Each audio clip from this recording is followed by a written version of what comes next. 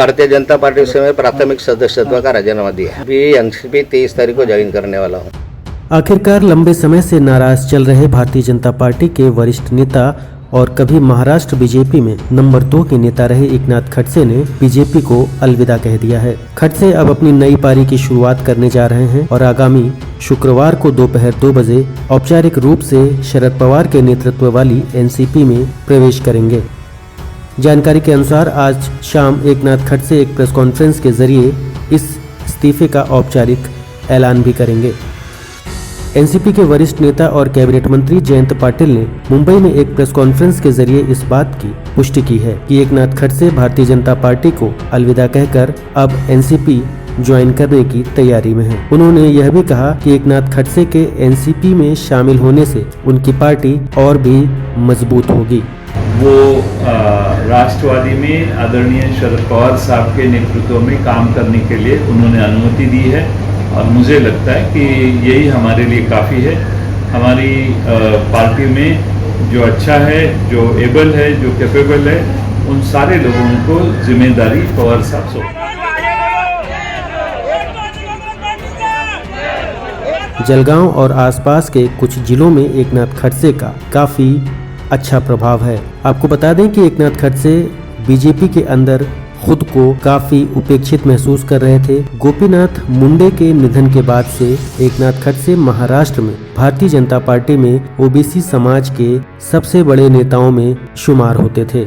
जयंत पाटिल ने बताया कि एकनाथ खडसे एनसीपी सुप्रीमो शरद पवार की मौजूदगी में शुक्रवार को पार्टी में शामिल होंगे। जलगांव के मुक्ताई नगर में खडसे समर्थकों ने कुछ दिन पहले से ही उनके पोस्टर्स में से भारतीय जनता पार्टी के कमल को हटा दिया था। एकनाथ खडसे के इस्तीफे पर जब देवेंद्र फडणवीस से पत्रकारों ने सवाल पूछा तो उन्होंने कहा कि मुझे इस इस्तीफे के बारे में औपचारिक रूप से कुछ भी पता नहीं है। हमारे अध्यक्ष चंद्रकांत पाटिल एकनाथ खडसे से बात कर चुके हैं, इस बारे में वह ज्यादा अच्छे से बता पाएंगे। इसी बीच भारतीय जनता पार्टी के प्रदेश प्रवक्ता केशव उपाध्याय ने मीडिया को संबोधित करते हुए यह बताया कि एकनाथ खडसे ने इस्तीफा दिया है जिसे पार्टी ने मंजूर किया है। हालांकि पार्टी के कई वरिष्ठ नेता लगातार एकनाथ खडसे के संपर्क में थे और उनसे लगातार यह कहा जा रहा था कि वे अपना फैसला बदल दें, लेकिन खडसे मन बना चुके थे, इसलिए हमारी उनको अगले राजनीतिक जीवन की शुभकामनाएं।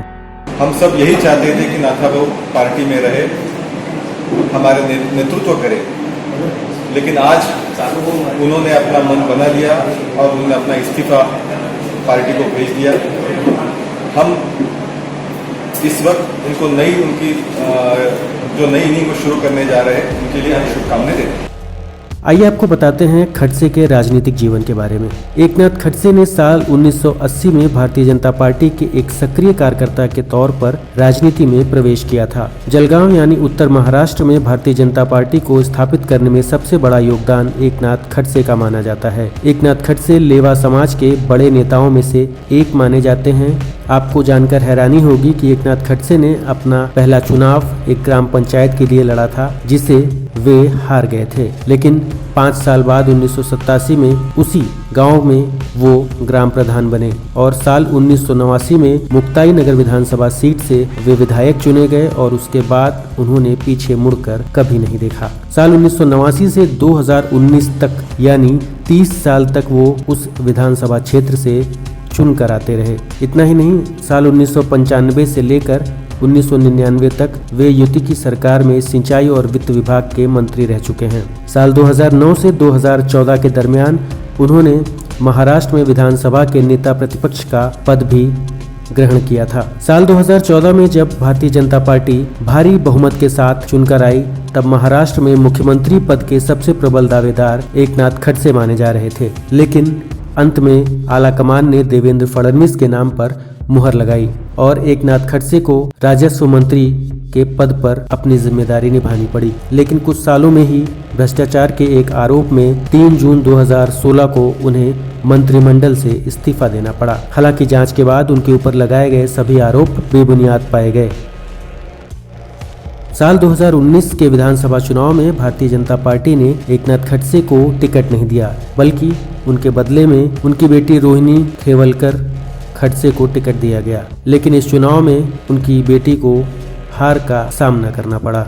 भारतीय जनता पार्टी को अलविदा कहते वक्त एकनाथ खड़से ने कहा कि बीते 4 सालों में पार्टी के अंदर मुझे सिवाय बदनामी और जिल्लत के कुछ भी नहीं मिला। मैं बीजेपी पर बिल्कुल भी नाराज नहीं हूँ, लेकिन मेरी नाराजगी एक व्यक्ति से है। मेरे ऊपर जो भी आरोप लगा उसकी जांच भी हुई और उसमें कुछ भी नहीं मिला। पार्टी ने बाकी नेताओं को क्लीन चिट दी है, लेकिन मुझे अभी तक क्लीन चिट नहीं दी गई है। मेरी नाराजगी पार्टी या और किसी व्यक्ति से नहीं है। मुझे मेरे क्षेत्र की जनता का पूरा समर्थन और सहयोग प्राप्त है, इसलिए मैंने इस्तीफा दिया है और मैं एनसीपी में शामिल होऊंगा। भारतीय जनता पार्टी को मैंने अपने जीवन के 40 साल दिए, लेकिन मेरी नाराजगी देवेंद्र फडणवीस से है। देवेंद्र फडणवीस ने मेरे करियर को खत्म करने का प्रयास किया है। मुझे आज सिर्फ बीजेपी के प्रदेश अध्यक्ष चंद्रकांत पाटिल का फोन आया था। इसके अलावा किसी भी पार्टी नेता ने मुझे फोन तक नहीं किया। लोग मुझे पार्टी में वरिष्ठ नेता तो जरूर कहते हैं, लेकिन उस नजरिए से कभी देखा नहीं गया। मैंने आज तक जो भी कमाया है, जो कुछ भी पाया है, वह सब अपनी मेहनत और लगन से पाया है। किसी घराने या विरासत से मुझे कुछ भी प्राप्त नहीं हुआ है।